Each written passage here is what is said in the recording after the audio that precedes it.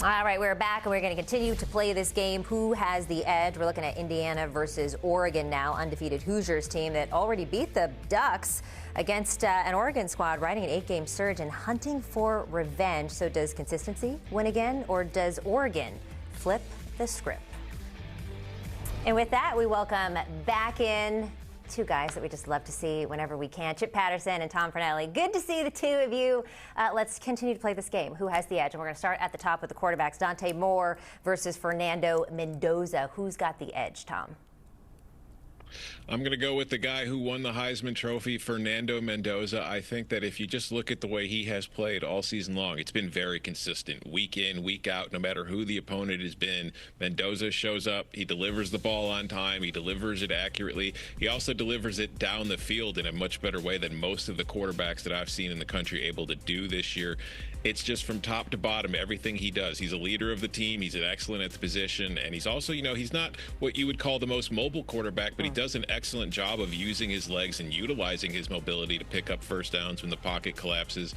Meanwhile, none of this is a knock on Dante Moore. The simple fact of the matter is when the NFL draft comes next spring, it might be Mendoza at 1 and Moore right behind him at 2. Heck, it might flip where Moore goes first over Mendoza. It's just for my money right now. I like Mendoza a little bit more than I like Dante Moore, so I give Indiana the edge here.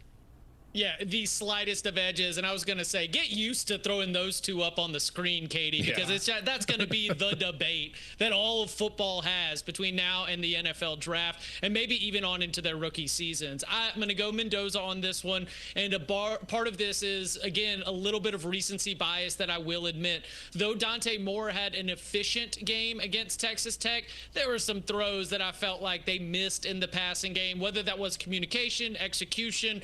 I will leave that up to Will Stein and Dante to be able to answer, but for the most part, I felt like I saw a little bit of a cleaner, more well-rounded performance. Fernando Mendoza takes that sack. They don't have a great start at the beginning of the game, and then he just comes back, lights out, hits a couple big plays to let Alabama know exactly, what it was going to be. So slight edge to the Hoosiers quarterback here, but they have both been outstanding and can be outstanding in this game. All right, so some alignment there on Mendoza, but Chip, when you break down the pass catchers in this matchup, who really has the edge? Is it Oregon's depth and explosiveness or Indiana's physical outside receivers? I like the way you described that because depth was a big part of my decision to go with the Oregon Ducks on this one. I mean, we already lost Evan Stewart going into the year. We've been down to Corian Moore and Gary Bryant Jr. I mean, the players that are making plays in games of huge significance are the third and fourth stringers, and yet they're still able to get enough done. That's a credit to Malik Benson. That's a credit to McClellan. That's a credit to Kenyon Sadiq and Jamari Johnson, the other tight end that they've got on the depth chart. So, yeah, with the depth of the Oregon pass catchers, I'm going to go edge there. I'm not expecting we'll get Evan Stewart back for this game. We'll see on Corian Moore, okay? So he played a little bit against James Madison, just recorded 1 catch, played a little bit against Texas Tech. If Corian Moore is back to full health, then I feel a little bit more confident here, but I just think that it goes a little bit deeper on the depth chart with game-breaking options, so I'll go advantage Ducks. Chip Patterson distracted by all those recruiting rankings, getting the wrong answer here about who the best receiver core pass catchers are. It's Indiana. Like, the best ability is availability. And Oregon's guys have not been available for most of the year. They're dinged up constantly. They've been on the sidelines. Yeah, they're very talented, but the talent doesn't matter when you're on the sidelines and not on the field. Meanwhile, Indiana, Omar Cooper missed some time, but he came back for the Rose Bowl, looked fantastic in that game. Elijah Surratt has been there all season long. He is a big body physical threat who helps get first downs. He helps get contested catches. And then Charlie Becker just kind of emerged out of nowhere, the guy that nobody really saw coming. He's been a huge downfield threat for this Indiana passing team. And while Kenyon Sadiq is definitely the best tight end between these two teams, Mr. Riley Nowakowski needs to get a little bit more love from everybody. He's been a very valuable weapon for this team in the passing game. And also, I like Indiana's running backs better in the passing attack as well. So if we're going to include them as pass catchers, give me the edge with the Hoosiers. All right, so you like the running backs in the passing game, and you also said your best ability is availability. So when you look at this run game in this matchup and who has the edge, you got Indiana's deep physical 3-back rotation or Oregon trying to adjust without their lead runner. So who has the edge here, Tom? Oh, give me Indiana, because you just mentioned it. They're all going to be on the field in this game when they meet. Jordan Davison, I think, is a tremendous loss for Oregon. He's not their leading rusher overall, but he has been their goal line back. If you look at who scored the touchdowns for this Oregon team on the ground, he's got dang near all of them. So not having him in this game against a very good red zone defense is going to hurt the Ducks. But you look at what Indiana has between Hemby and Black at the running back position. They've got two, maybe not top-end speed guys, but two guys who rarely lose yards, two guys who fight through contact to make sure they get a gain on every single play, and then can also break through into the open field with vision and just the ability to break tackles. Listen, there are a lot of very good running backs on both of these teams. I'm not dismissing De'Aaron Hill. I'm not dismissing Noah Whittington. It's just, I think right now, all told, behind this offensive line and just at full health, this Indiana team is a little bit better at the running back position than Oregon is right now. Man, Oregon's got so many running backs that can go vroom, vroom. We're not even talking about Mekhi Hughes, who hadn't even played hardly at all. You know, like their superstar transfer portal signing is just kind of a little bit of an afterthought. I mean, that's what we've got here. And you're right. The loss of Jordan Davison is huge in terms of the short yardage in the goal line.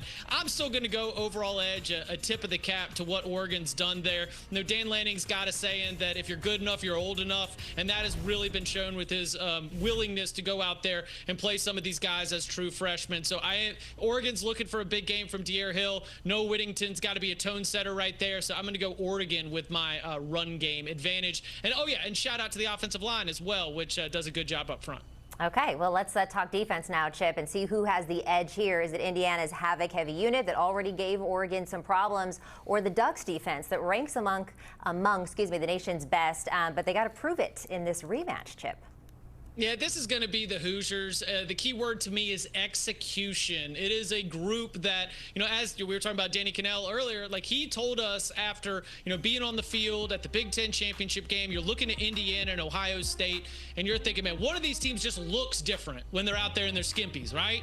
But why is Indiana then so much better? The wins, the losses, the stats, everything is because they just do their job, and they do it at an extremely high level, and they don't make a lot of mistakes. And I think that they've been able to show that even after losing Stephen Daly along the defensive line, a huge piece of their success up front, they still have been able to rotate in new bodies and maintain that standard. It's just so impressive, the consistency that they play with. So I'm going to go Indiana advantage on the defense. All right, Tom agrees. I think that might be the first time that y'all agree on something in this whole segment with Indiana. And lastly, we got to talk about coaching here. It's hard not to love Curt Cignetti, huh, Tom? Yeah, I have to give the coaching edge to Curt Cignetti and the Indiana Hoosiers here, which is not something I honestly would ever thought I'd say about a Dan Lanning coach team, because I've been a big fan of Dan Lanning and his staff for years. It's just when you look at what Curt Cignetti and his coordinators and his staff have done with this Indiana squad, for the love of God, the Indiana Hoosiers are the #1 team in the country. They're undefeated, and they just beat Alabama by 35 points. This is the reality that we're living with because of Curt Cignetti and this staff. They have done a tremendous job, and I think, as you know, Chip mentioned a little bit there when talking about the defense, they just don't make mistakes. Now, part of that is that they're a very veteran team, but the other part of it is they're prepared. They know every single thing that is coming their way whenever they step on the field every weekend, because they spent all that time with their coaches being told what would come their way. So nothing they see surprises them, and they react to it in kind, and then they just go out there and dominate. It's been a phenomenal job by this coaching staff for the last 2 years, not just this season. We're getting some UNITY amongst the two of you, because Chip absolutely agrees here with Indiana, but there's one more thing left to do, and that is a game prediction. Start us off, Chip. I think it's going to be low scoring. I think it's going to be football with hammers. We're talking violence. We are talking everyone just colliding at the point of attack over and over and over again. Ultimately, I do think it is the team that makes the least amount of mistakes will win a lower scoring game. So I've got Indiana being that team, winning 23-18. Yeah, I like Indiana here, which shouldn't be a surprise, seeing as how I've picked Indiana in every single category that we've discussed. But I think more than anything, it's just that the body blows theory kind of plays a role here, because we talked about, you know, there's been a lot of conversation about, do you want to have a bye? Yeah, you do want to have a bye, because Indiana's coming into this game much fresher than Oregon is, which is now playing its third playoff game in 3 weeks. And we've discussed it, the injuries that they were dealing with coming into the postseason, and now the injuries that they have suffered during the postseason. Meanwhile, Indiana was just kind of running right through Alabama, so they're fresh as a daisy going into this one. Give me the Hoosiers. Give me the Hoosiers. Good stuff from Chip and Tom.